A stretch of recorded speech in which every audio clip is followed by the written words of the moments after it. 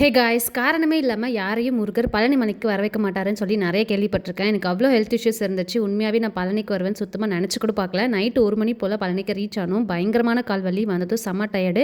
சும்மா ரெஸ்ட் எடுத்துகிட்டு next day குளிச்சு ரெடி ஆகிறதுக்காக சிம்பிளாக பக்கத்துலேயே ஒரு ரூம் இருந்துச்சு, புக் பண்ணிட்டோம். காலையில் எழுந்திரிச்சதும் செளியாக்கு மொட்டை போடுறதுக்காக கிளம்பிட்டோம். செளியாக்கு மொட்டை போடுறது சுத்தமாக எங்கள் பிளான்லேயே இல்லை. திடீர்னு வாயில் வந்த வார்த்தை தான் செளியாக்கு மொட்டை போட்டுடலாமா, 3வது மொட்டைன்னு சொல்லிட்டு. அவ்வளோதான், அது அப்படியே ரொம்ப யதார்த்தமாக நடந்துடுச்சு. செளியாக்கு மொட்டையெல்லாம் போட்டுட்டு அங்கேயே அவனை குளிக்க வச்சுட்டு நானும் ஜெகதீஷும் ரூமுக்கு வந்து நாங்களும் குளிச்சு ரெடியாகி ஹோட்டலில் பிரேக்ஃபாஸ்ட்லாம் சாப்பிட்டுட்டு டேரெக்டாக முருகரை பார்க்க கிளம்பிட்டோம். நாங்கள் பெரியவங்க குழந்தையெல்லாம் கூட கூட்டிகிட்டு போனதால மலை ஏற வேண்டாம், விஞ்ச் அக்சஸ் பண்ணிக்கலாம் அப்படின்னு தான் நினச்சோம். எனக்கும் பயங்கரமான கால் வலி, ஃபிசியோதெரப்பி பண்ணிட்டு இருந்தேன். ஸோ ஸ்டெப்ஸ்லாம் ஏறி இறங்கக்கூடாதுன்னு சொல்லி ஸ்ட்ரிக்டாக சொல்லியிருந்தாங்க. என்னோட மாமியார் மாமனார்லாம் ஒரு 10 படிக்கட்டு ஏறல பயங்கரமாக கால் வலி வந்துடும். ஸோ அதனால் விஞ்ச் தான் பெஸ்ட் ஆப்ஷன் நினச்சி நாங்கள் கிளம்பிட்டோம். அன்னைக்குன்னு பார்த்து விஞ்சில் மட்டும் அவ்வளோ ரஷ் இருந்துச்சு. 4 hours ஆகும்னு சொல்லிட்டாங்க. 4 hours செளியாவை வச்சுக்கிட்டு க்யூவில் நின்று விஞ்சில் போய் சாமி பார்த்துட்டு வரதுலாம் ரொம்ப கஷ்டம். அதனால் மலை ஏறலாம்னு சொல்லி முடிவு பண்ணிட்டோம். நான் ஜெகதீஷ் என்னை ரூமுக்கு போய் ரெஸ்ட் எடு, உன்னால் கண்டிப்பாக மலை ஏற முடியாது அப்படின்னு சொன்னாங்க.